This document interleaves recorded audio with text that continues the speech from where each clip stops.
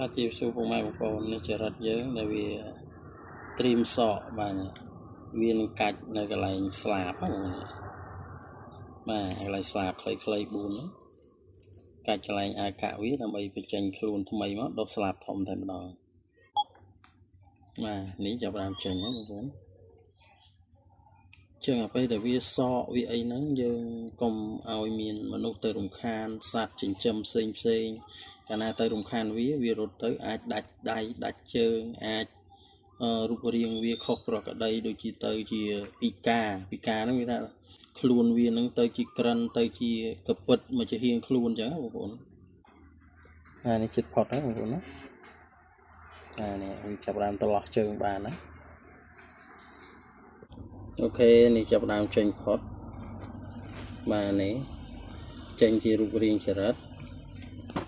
បាទពេលដែលវាសក់បាន1ម៉ោងនេះបងប្អូនរូបរាងវាប្រែពណ៌ម្ដងបន្តិចណា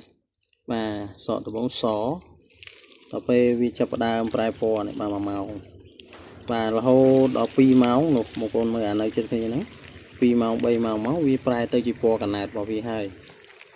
បាទអញ្ចឹងចរិតពេលដែលវា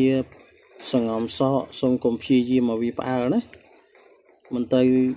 ធ្វើវាផ្អើលមិនត្រូវធ្វើឲ្យវានឹងមានបញ្ហាជ្រួលច្បល់តែអញ្ចឹងទេចរិតយើងវាបាក់ដៃបាក់ជើងមានបញ្ហាធ្លាក់ដល់បាត់ទ្រុងបងប្អូន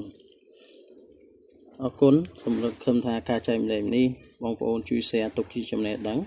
ទាក់ទងនឹងការវិវត្តសក់ដើម្បីធំដល់វ័យចុងក្រោយរបស់ចង្រិត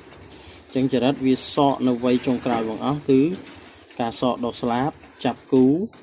ដាក់គូចាប់គូហើយដាក់ពងពូជយកទៅវគ្គបន្តចាប់លូកបាទអរគុណបងប្អូនទាំងអស់គ្នា